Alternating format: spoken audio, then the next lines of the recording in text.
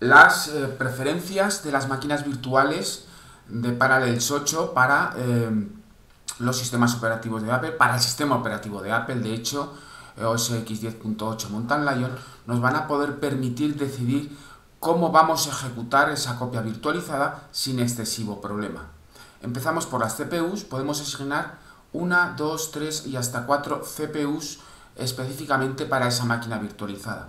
En nuestro caso, con un procesador de doble núcleo, asignamos una CPU, pero en el caso, por ejemplo, de tener dos procesadores o procesadores con varios núcleos, podremos añadir 2 o incluso más CPUs.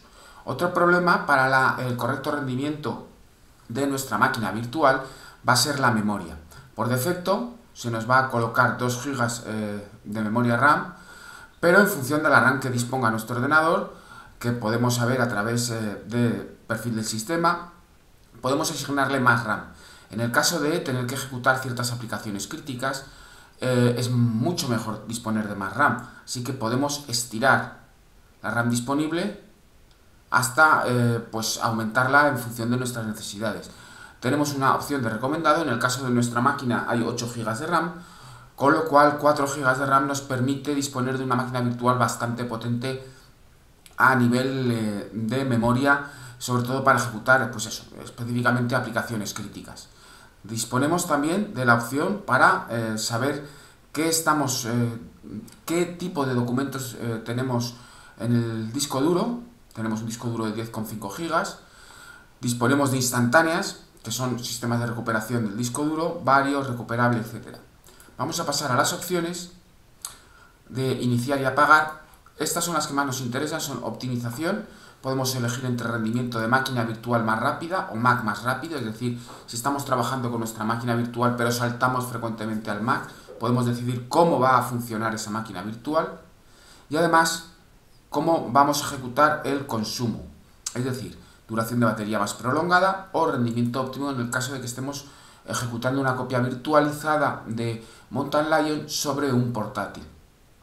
Bastante interesante resulta también la opción de copia de seguridad para decirle a Time Machine que no copie la máquina virtual en concreto. Esto nos ahorrará bastantes gigabytes de espacio en nuestra copia de Time Machine, aunque deberemos gestionar las copias de seguridad de una forma, por ejemplo, manual.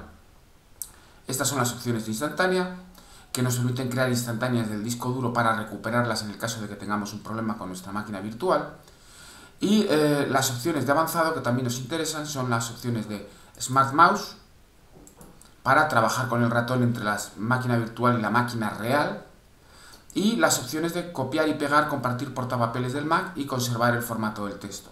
Esto nos permite compartir rápidamente el portapapeles del Mac, muy útil sobre todo cuando estamos trabajando con aplicaciones y con trucos y con opciones que estamos probando sobre nuestra máquina virtual para luego pasar a máquinas de producción.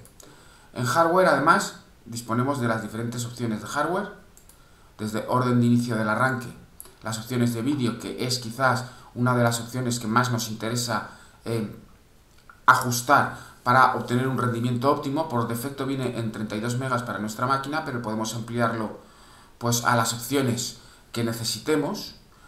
Todo irá en función de la memoria que disponga nuestra tarjeta gráfica o, en todo caso, de la memoria que disponga nuestro ordenador si es una tarjeta gráfica discreta, es decir, que comparte la RAM con nuestra máquina virtual, de forma que hay que calcular la RAM que hemos asignado en general, es decir, hemos asignado 4 GB, pero vamos a eliminar memoria RAM de aquí para asignarle 512, podemos hacerlo de forma manual, 512 megas de RAM para la memoria de vídeo, con lo cual vamos a tener una máquina virtual que va a tener un mejor rendimiento y nos va a poder permitir trabajar con ella, evidentemente no igual que con una máquina real, pero sí con mejoras consistentes al respecto de las características que incluye por defecto Parallels.